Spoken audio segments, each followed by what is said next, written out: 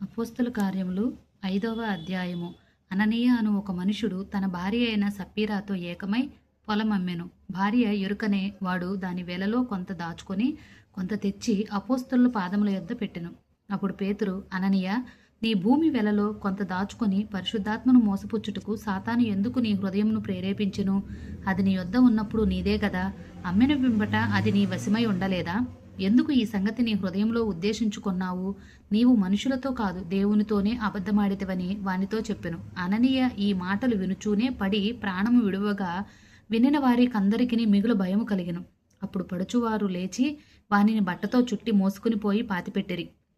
ఇంచుమించు 3 గంటల సేపటికి వాని భార్య జరిగినది ఎరుగక లోపలికి వచ్చెను. అప్పుడు పేతురు, మీరు ఆ భూమిని ఇంతకే అమ్మితరా? నాతో చెప్పమని ఆమెను అడిగెను. అందుకామె, అవును, ఇంతకే అని చెప్పెను. అందుకు పేతురు, ప్రభు యొక్క ఆత్మను శోధించుటకు మీరెందుకు ఏకీభవించితిరి? ఇదిగో, నీ పెనిమిటిని పాతిపెట్టిన వారు పాదములు వాకిటనే ఉన్నవి, వారు నిన్నును మోసుకుని పోవుదురని ఆమెతో చెప్పెను. వెంటనే ఆమె అతని పాదముల యొద్ద పడి ప్రాణము విడిచెను. ఆ పడుచువారు లోపలికి వచ్చి ఆమె చనిపోయినదని చూచి ఆమెను మోసుకుని పోయి ఆమె పెనిమిటి యొద్ద పాతిపెట్టిరి. సంఘమంతటికిని ఈ సంగతులు వినిన వారందరికీ మిగులు భయము కలిగెను. ప్రజల మధ్య అనేకమైన సూచక క్రియలను మహత్కార్యములను అపోస్తుల చేత చేయబడుచుండెను. మరియు వారందరూ ఏకమనస్కులై సొలొమోను మంటపంలో ఉండిరి. కడమవారిలో ఎవరునూ వారితో కలుసుకొనుటకు తెగింపలేదు. కానీ ప్రజలు వారిని ఘనపరుచుచుండిరి. పురుషులను స్త్రీలను అనేకులు మరి ఎక్కువగా విశ్వాసులై ప్రభువు పక్షమున చేర్చబడిరి. అందుచేత పేతురు వచ్చుచుండగా జనులు రోగులను వీధులలోనికి తెచ్చి వారిలో ఎవని మీదనైనను అతని నీడ అయినను పడవలనని మంచముల మీదను పరుపుల మీదను వారిని ఉంచిరి. మరియు యెరూషలేము చుట్టూ నుండి పట్టణముల జనులను, రోగులను, అపవిత్రాత్మల చేత పీడింపబడిన వారిని మోసుకుని కూడి వచ్చిరి.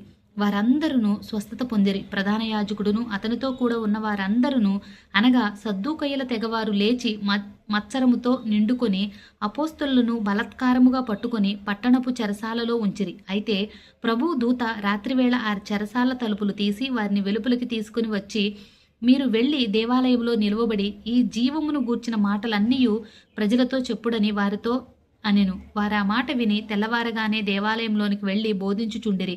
ప్రధాన యాజకుడును అతనితో కూడా ఉన్న వారును వచ్చి మహాసభ వారిని, ఇశ్రాయేలు పెద్దలందరినీ పిలువనంపించి వారిని తోడుకుని రెండని బండ్రౌతులను చెరసాలకు పంపిరి. బండ్రౌతులు అక్కడికి వెళ్ళినప్పుడు వారు చెరసాల్లో కనబడనందున తిరిగి వచ్చి చెరసాల భద్రముగా మూసియుండుటయు కావలివారు తలుపుల ముందర నిలిచియుండుటయు చూచితిమి గాని తలుపులు తీసినప్పుడు లోపల మాకొక్కడైనను కనబడలేదని వారికి తెలిపిరి. అంతట దేవాలయపు అధిపతియు ప్రధాన యాజకులను ఆ మాటలు విని ఇది ఏమవునో అని వారి విషయమై ఎటూ తోచక ఉండిరి. అప్పుడు ఒకడు వచ్చి, ఇదిగో, మీరు చెరసాలలో వేయించిన మనుషులు దేవాలయంలో నిలిచి ప్రజలకు బోధించుచున్నారని వారికి తెలుపగా అధిపతి బంట్రోదులతో కూడా పోయి ప్రజలు రాళ్లతో కొట్టుదురేమో అని భయపడి బలాత్కారము చేయకయే వారిని తీసుకుని వచ్చి సభలో నిలువబెట్టగా ప్రధాన యాజకుడు వారిని చూచి, మీరు ఈ నామమును బట్టి బోధింపకూడదని మేము మీకు ఖండితముగా ఆజ్ఞాపింపలేదా? ఇదిగో, మీరు యెరూషలేమును మీ బోధతో నింపి ఈ మనుషుని హత్య మా మీదకి తేవాలని ఉద్దేశించుచున్నారని చెప్పెను. అందుకు పేతురును అపోస్తలును, మనుషులకు కాదు, దేవునికే మేము లోబడవలను గదా. మీరు మ్రానున వ్రేలాడదీసి సంహరించిన యేసును మన పితల దేవుడు లేపెను. ఇశ్రాయేలునకు మారు మనసును పాపక్షమాపణను దయచేయుటకై దేవుడు ఆయన్ను అధిపతిని గాను రక్షకుని గాను తన దక్షిణ హస్త బలము చేత హెచ్చించి ఉన్నాడు. మేమును దేవుడు తనకు విధేయులైన వారికి అనుగ్రహించిన పరిశుద్ధాత్మయు ఈ సంగతులకు సాక్షులమై ఉన్నామని చెప్పిరి.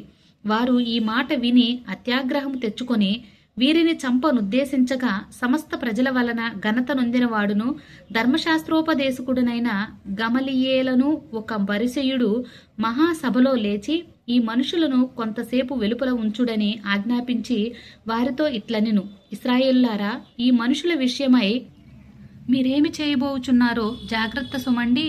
ఈ దినములకు మునుపు దూత లేచి తానొక గొప్పవాడినని చెప్పుకొనెను. ఇంచుమించు 300 మంది మనుషులు వానితో కలుసుకొనిరి. వాడు చంపబడెను. వానికి లోబడిన వారందర్నూ చెదరి వ్యర్థులైరి. వానికి తరువాత జనసంఖ్య దినములలో గలిలయుడైన యూదా అను ఒకడు వచ్చి ప్రజలను తనతో కూడా తిరుగుబాటు చేయ ప్రేరేపించును. వాడు కూడా నశించును. వానికి లోబడిన వారందరినూ చెదిరిపోయిరి. కాబట్టి నేను మీతో చెప్పున్నదేమనగా, ఈ మనుషుల జోలికి పోక వారిని విడిచిపెట్టుడి. ఈ ఆలోచన అయినను ఈ కార్యమైనను మనుషుల వలన కలిగినదైనా అది వ్యర్థమగును. దేవుని వలన కలిగినదైనా మీరు వారిని వ్యర్థపరచలేరు. మీరు ఒకవేళ దేవునితో పోరాడువారవుదురు సుమి. వారతన్ని మాటకు సమ్మతించి అపోస్తలను పిలిపించి కొట్టించి యేసు నామమును బట్టి బోధింపకూడదని ఆజ్ఞాపించి వారిని విడుదల చేసిరి. ఆ నామము కొరకు అవమానము పొందుటకు పాత్రులని ఎంచబడినందున వారు సంతోషించుచు మహాసభ ఎదుట నుండి వెళ్లిపోయి ప్రతి దినము దేవాలయంలోనూ ఇంటింటను మానక బోధించుచు యేసే క్రీస్తని ప్రకటించుచుండిరి. ఆమేన్.